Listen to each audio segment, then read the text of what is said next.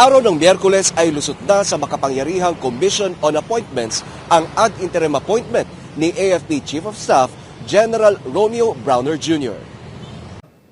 Without further ado, there being no objection to your appointment, the Commission hereby confirms the ad interim appointment of General Romeo S. Browner Jr.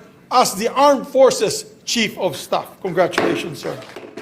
Sa kanyang pagsalang sa Committee on National Defense sa makapangyarihang CA, ay natanong si Browner sa iba't ibang issue ng mga mambabatas na miyembro ng Committee on National Defense ng CA. Kabilang dito ang pagpapadala ng Pilipinas ng military personnel sa China para mag-aral. Sa kanyang sagot sa komite, ipiniliwanag ni Browner na mahalaga ang pagpapadala ng mga Pilipino military personnel sa China. Ang tanong ko, ito po ba ay tuloy pa? Ito po ba ay tuloy pa?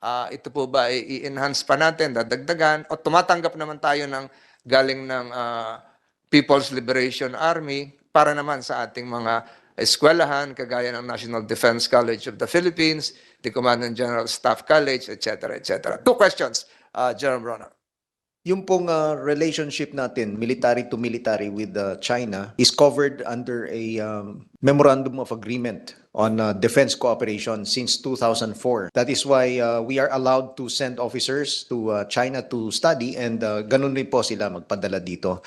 Because we find value in sending our officers abroad, not just to China, but in fact to so many countries, in order for them to train and to bring back the knowledge that they gain so that we can learn from them and probably apply the best practices that they are applying in other countries. Pero sa kabila nito ay sinabi naman ni Browner na dahil sa tensyon sa pagitan ng Pilipinas at China sa West Philippine Sea, ay pansamantala muna itong nahinto. Sa ngayon, Your Honor, after that incident last August 5, the blocking of our resupply ship and the water cannoning of our Coast Guard, I ordered the temporary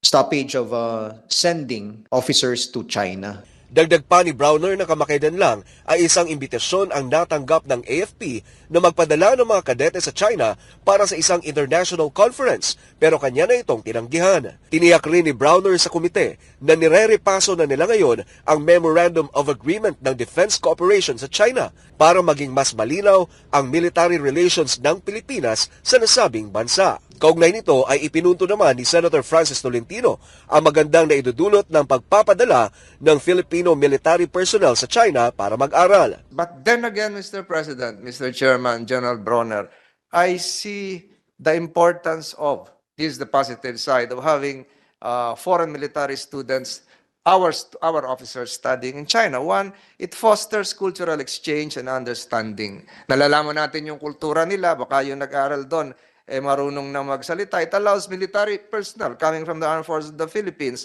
to interact, share perspectives, and learn from each other experiences which can build trust, enhance communications, and even foster diplomatic relations. Siguro pwedeng ma-assign na defense attaché. Si Browner, na 38 years nang nagseserbisyo sa AFP, ay ang kauna-unahang AFP Chief of Staff na may fixed term na 3 taon. Sa nangyaring sesyon ng CA ay naaprubahan ang appointment ni Browner na walang kumukontra. Para sa Diyos at Pilipinas kong mahal, Troy Gomez ang ulat, SMNI News.